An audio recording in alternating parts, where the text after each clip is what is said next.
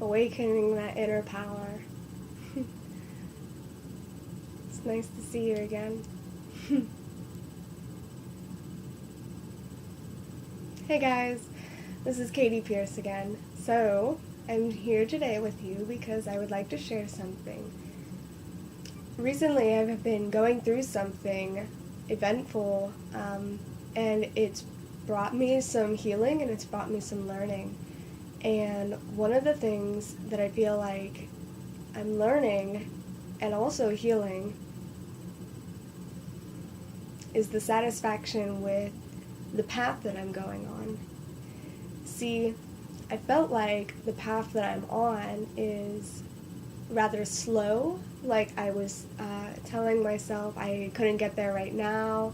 I had to take time, I had to wait, and especially coming from people I love, I have family or friends or just people around me, think that you have to wait and that you have to slow down, just take life as it comes, and that you can't change your circumstances for success in such a way is what I feel like. The opposite of that might be. And so this friend, I've just made a new friend, and this was very eventful, and this friend has brought to mind for me and helped me to remember myself the strength that each individual has in creating their life. Once we know and can identify for ourselves that we are the owners of our lives, the owners of ourselves, the only ones who have the real manual to who we are, how to take best care of us, ourselves. Nobody else can really figure this out for us because we're the ones with all the answers for that.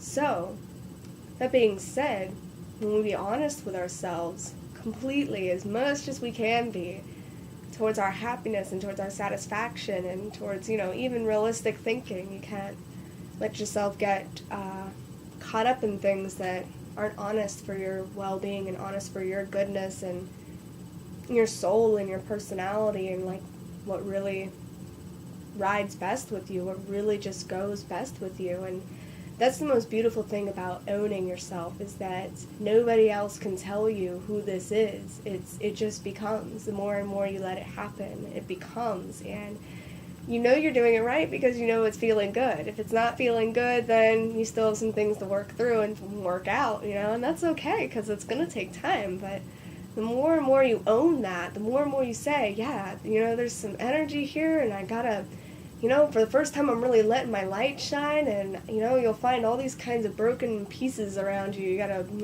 move out of the way so you can let it through. And anyhow, so one of the lessons so what I feel like I've been coming to remember again is that in knowing that each individual has their own power, and especially primarily the power of choice, we can choose to live with the divine in a kind of life that is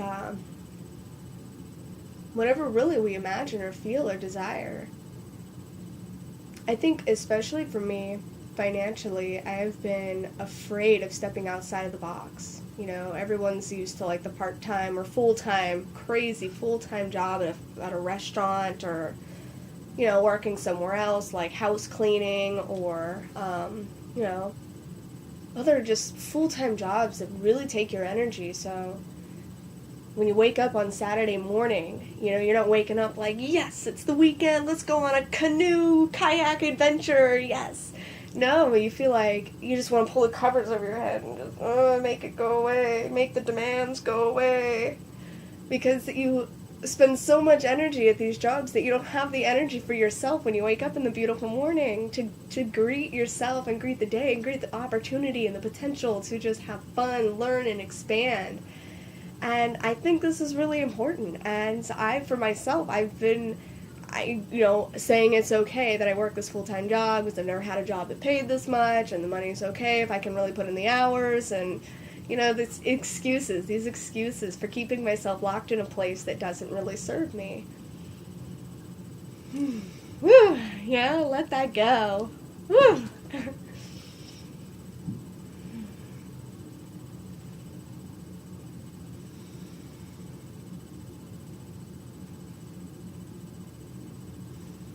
So I think for a lot of us, one of the most beautiful thing I feel is that the more and more we come back to truth and true understanding and true insight to our own condition and our own ways of thinking and our own ways of feeling, the more we master the ability to create with life, you know?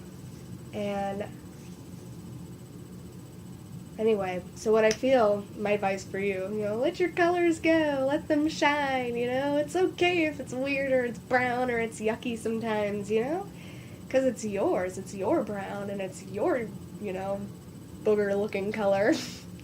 It's okay, and it's going to be beautiful because you're going to keep learning about how these colors can change and how they can become more suited for your best or more suited for your well-being or whatever you got to do. You just let it go. And on that note, I feel like the medicine that I've received from my friend is remembering that I have the power of choice, and remembering the power of choice is really stronger than the letting of doubt rule me or control me, or thinking I'm under its thumb or something. I remember the first night when I got back from meeting this friend, because I tend to be like fire. Like, as soon as something amazing happens, I burn up. Everything around me burns up, and I am in the light and the heat and the wonder of this moment, and I am so in it that I am just so willing to just drop everything else.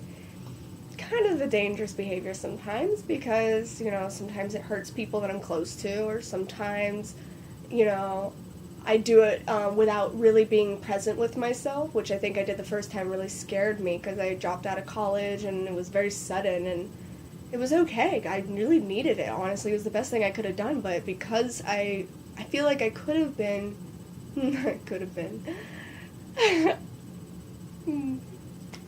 everything's perfect, but I recognize now the power of being more patient, more realized about my choices, But understanding that flare of energy is a really beautiful thing, because it allows me to have transformation. It allows me to say, I'm not scared of saying hello. I'm not scared of letting go or having this behold me and come on to me. And I think that's a beautiful thing. For me, at least, it's I don't know. It's me, it's my medicine, it's my healing, it's my growing. So, owning that. And, anyhow.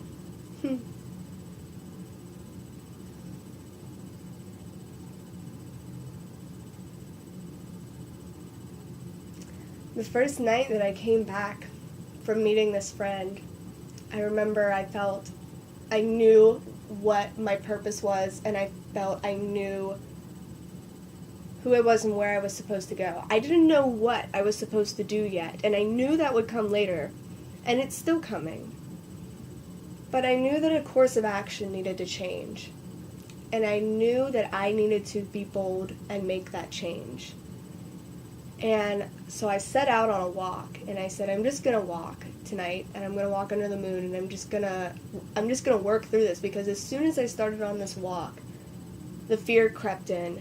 And it just said everything it could. It said, what if it doesn't work? Or what if, what if something doesn't happen? Or what if I can't, do it? What if I can't feel focus? What if I can't do this, And personally, I think, hardest thing for me, at least sometimes, is having that kind of discipline to, sit down and really do something that needs to get done. But I think, personally, for me, if you're forcing it, it's not really meant to be. If it's actional and it has this immense energy moving through it and it feels good and it feels right, then yeah, I would say do it. But if it doesn't feel right, I wouldn't really do it, because that vibe, when you're vibing with those good vibes and you're like, yeah, creatively working with that energy's going to work for you. But if you're kind of like, getting hard on yourself or mad at yourself, or you're getting tight in yourself because, you're just like not feeling this moment, some people might say you should take a step back and try to relax or recenter, but still I think, just drop it, just give yourself a break, what are you sitting there forcing yourself to do that for, what's the big deal? You just get up and let it go and just move on to the next thing and let the creative moments come, because they will keep coming. And so I go on this walk, and the fear keeps setting in, and I just admitted to myself out loud, I just said, I know this fear is going to come in. I know this fear is going to try and stop me. And I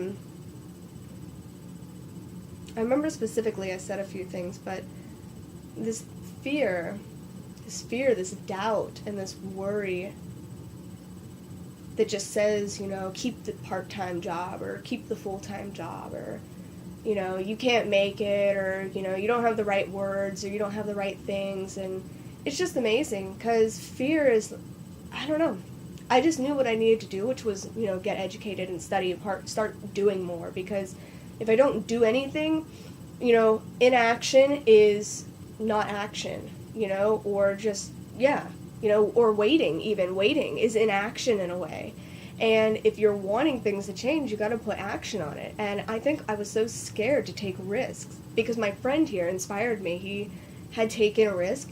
He had patented himself a product. He had, hired the people that he needed to design the product and to make the product and get it ready to be sold in stores. And he did everything up until that step. But, that's his own story. But to me, it inspired this light, like, wow. And he wasn't broke. He had a very, nice apartment, and he was a very beautiful individual, I felt.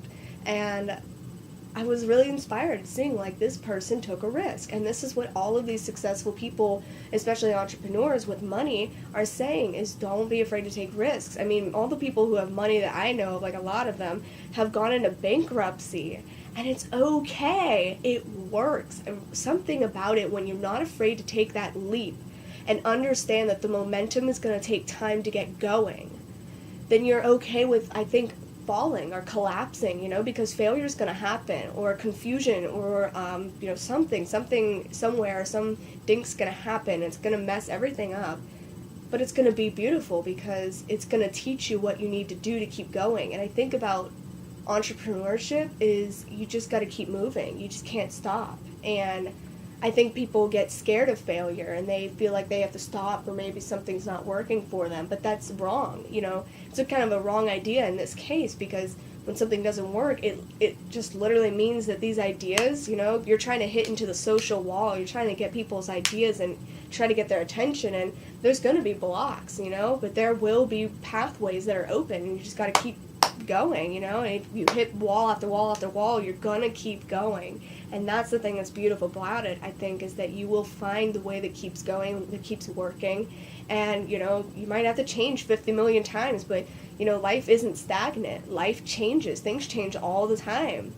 And I actually will post more videos about that, how like the moment of life, this here and now, just being present with it and looking around at your objects, you can learn and remember and realize, like, just what's been going on in your life and what kind of action you've been putting into it just by viewing the objects around you. It's really trippy, so I'll get to that later. But I feel this was the biggest lesson for me as of now, as of recently, I should say, that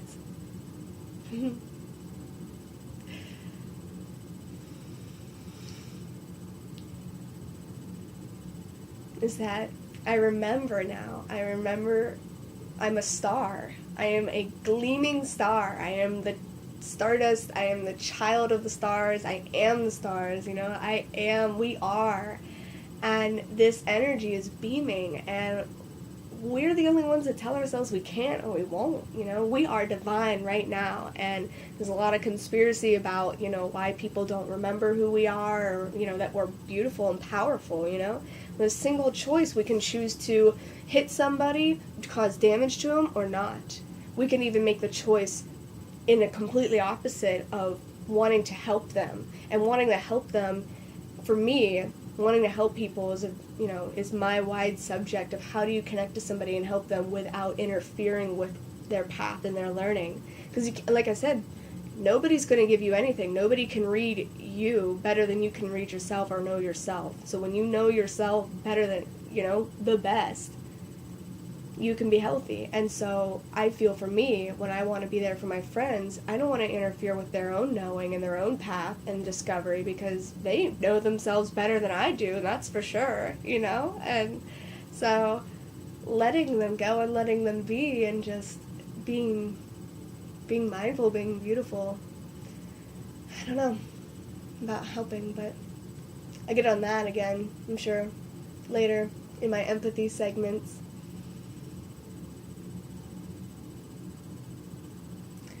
I think that is one of the most powerful things about this, is just not being afraid of changing, not being afraid of letting that feeling go, letting it, and I mean letting it go, not letting it go like, you're done with it and so you just let it move on, but letting it go as in whatever ego or whatever fear you have in your subconscious mind, but subconscious really isn't really that subconscious. And I would like to stress maybe in another video that the power of thought can really change your behavior. And I think when you change your behavior, you change your beliefs, because you're changing on what you're acting on and what's causing you to act. Your behavior is that subconscious expression. So when you think something forwardly in your conscious mind, you get that idea. When you behave and act on it, that's when it becomes that subconscious belief, because now you're telling yourself, this is so real that I am able to work on this light and to work on this particular mindset or subject. And I think maybe perhaps that was what was powerful about the walk that I took, was I was reminding myself, okay, this is the fear. This is what fear sounds like. And I know fear is here, and I know fear is probably going to be there. It's going to continue being there for some time. But I don't have to let fear tell me what I'm going to do with my life, and that I can take the steps to do what I want. And the most beautiful thing about this growing and this nurturing is that I have and must do it the way that is the truest to me, the most beautiful and the easiest, the most natural way for me. I can't pretend to be anybody else other than myself, and I can't do it any other way than what makes me healthy. So that meant taking Tai Chi 3 times a week, doing yoga, every day, or, just even 10, 15 minutes of yoga every day, meditating for 10, 15 minutes, half hour, daily, morningly, every day, all night. Yes. And so in allowing these things and saying these are the things that are going to do this best for me, that's where the creativity can show. I just read an amazing book. I will show you this book right here. Yes, Songmaster by Orson Scott Card. This book profoundly gave me perspective in how powerful our individual voice is, how well we can be heard and hear others, and also the power of control and the power of knowing what is the healthiest for somebody. This songbird here in this book had to learn control and had to learn what was healthy for him. He couldn't sing if he was not in a healthy cage or a healthy environment. And I think this is true for all of us, and I particularly love to sing, so I really resonated with having a voice, and having a voice that can be heard is a very powerful thing. If your voice can't be heard, you can't share. And if you can't share, you start to get locked up and unhealthy inside, because that creative expression that wants to come out freely cannot be. And whatever constrictions or, whatever refines are there that are kind of keeping that in, it hurts and it's unhealthy. I feel, especially like for my inner self, like just, letting that energy lock up, because I get a lot of tension in my shoulders and here. You probably saw me do that a couple of times. Yeah, my tension gets locked up in my arms and in my neck. Particularly, I notice, especially in my waking state. And so, letting that energy loose, letting that energy flow, but without controlling it in the way that, it's ego-driven, just having the control, like an artist, having the control to paint each stroke thoughtfully, yet never telling the stroke what it should be. And I think that's one of the most beautiful secrets that I feel I've come to know and realize as of lately.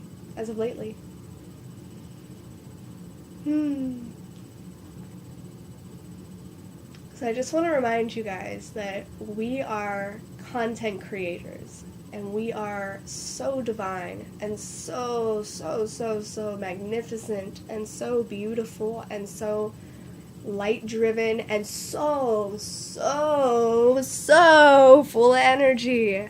So full energy.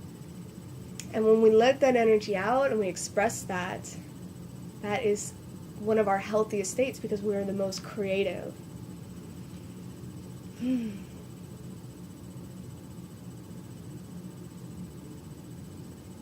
As always, learning new things, experiencing that good prana, that good, alive body and energy that flows through us from within and from without.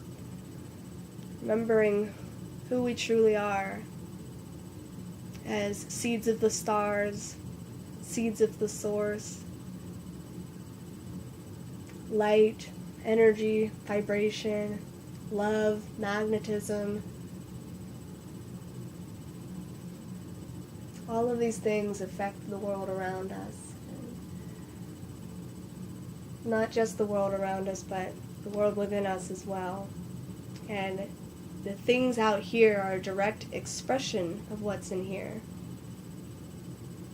So just remembering to be mindful and just thoughtful, just make choices in our expression will change our behavior and change our belief system about what it is we experience, because we're the only ones in control of what we see. And owning that is okay, because I know it's scary, and I know it's hard, and I know there are things that are going to change when you come to own yourself and realize for yourself, I don't have to do these things, I can do it another way.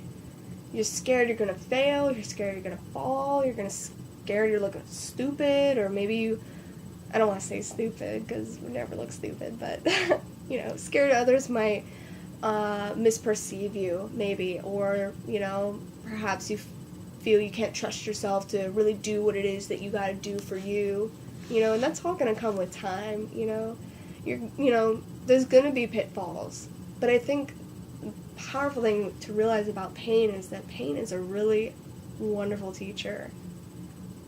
It sucks, but if you deny pain or you resist pain, the pain will not help you.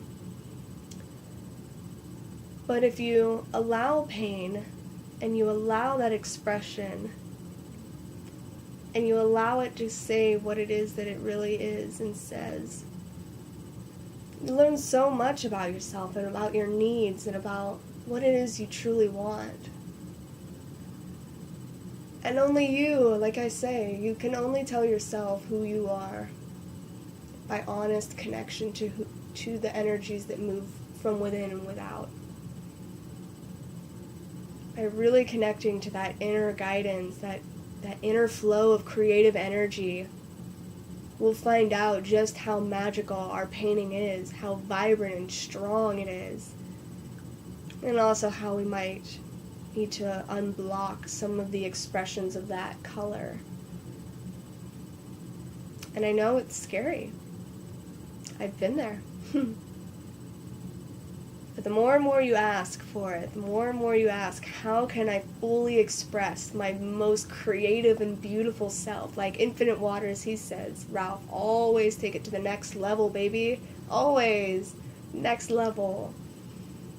Bring it up a notch. Don't be afraid to ask those questions. Don't be afraid to look at yourself seriously and considerably and really say, hey, I kind of want something different, or maybe there is something different here. What else can I see? What other perspective can I hold here? And allow yourself that, whatever path that is, whatever that stirs up in you, allow that and just start going with it and start being honest with yourself about it. You don't have to choose anything just because you think someone else is going to agree with it or just because you're scared and you're trying to attach to something, because I've been there too, but, just let that go. Let that go the way it's going to go, and just follow it, and just be as honest with your heart about it as you can be, because only you, again, are going to know what is suited best for you, what is in your true happiness and your health and your benefit and well-being. That's the only way. You're the only one who knows.